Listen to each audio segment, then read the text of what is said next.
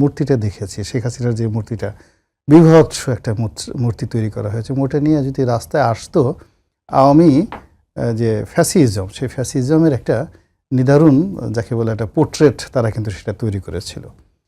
এখন এটা নিয়ে আগুন লাগাবে, ফ্যাসিবাসের যারা শক্তি আছে তারা সেটা নষ্ট করার চেষ্টা করবে, এরকম একটা অনুষ্ঠান পণ্ড করার চেষ্টা হবে, এটা স্বাভাবিক বিষয়।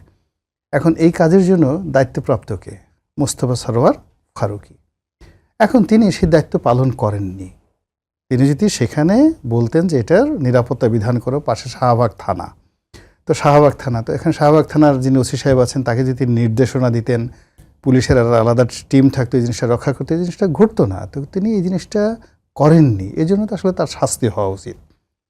দ্বিতীয়ত, তিনি তার নিজের যে দুর্বলতা বা নিজের যে অক্ষমতা সেটা প্রকাশ না করে তিনি শেখ হাসিনার ভাষায় কথা বলছেন। শেখ হাসিনার জামানাতে যা কিছু হতো সব কিছুর জন্য তারেক জিয়া দায়ী, সব কিছুর জন্য জামাত দায়ী, সব কিছুর জন্য রাজাকার আলবদর দায়ী।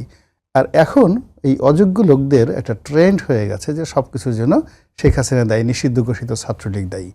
ফলে এখানে যারা এই কুকর্ম করেছে বা যারা এই অপকর্ম করেছে, তো তাদের জন্য আমরা যারা আছি, আমরা টকশোতে বসে অনেক কথা বলতে পারি, কিন্তু দায়িত্বপূর্ণ পদে থেকে ফারুকী কথা বলতে পারেন না।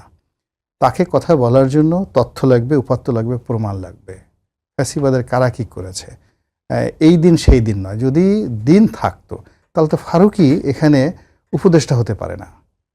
এখানে জনগণের ভোটে আসুক না ফারুকী, পরবর্তীতে নির্বাচন যখন হবে ওকে দাঁড়াতে বলেন, একজন সংসদ সদস্য হতে বলেন, বা মান্না ভাই বা আমাদের মতো আমরা যারা আছি অন্য সময় যখন এই চেয়ারটা ছেড়ে দেন আমাদের সাথে এসে টকশোতে বসতে বলেন, প্রেস ক্লাবের সামনে দাঁড়াতে বলেন, কয়জন তাদের অডিয়েন্স হয়।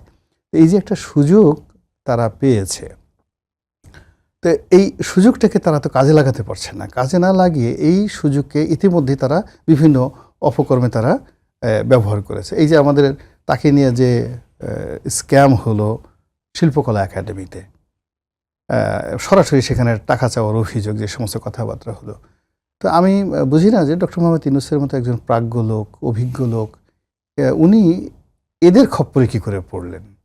ওনার মতো একটা বিশ্ববিখ্যাত মানুষ, এত ডক্টরেট ডিগ্রি, সারা দুনিয়ার ওনার প্রায় 250-র মতো ডক্টরেট ডিগ্রি আছে, সম্মাননা আছে। তা ওনার যারা আমির হবেন, উজির হবেন, নাজির হবেন, সহযোগী হবেন, সহকারী হবেন, তাদের তো একটা কোয়ালিটি থাকবে। সেই কোয়ালিটিতে ফারুকী সাহেবের মতো মানুষ ওনাদের এই ক্যাবিনেটে আসে কী করে, কে সিলেক্ট করেছে?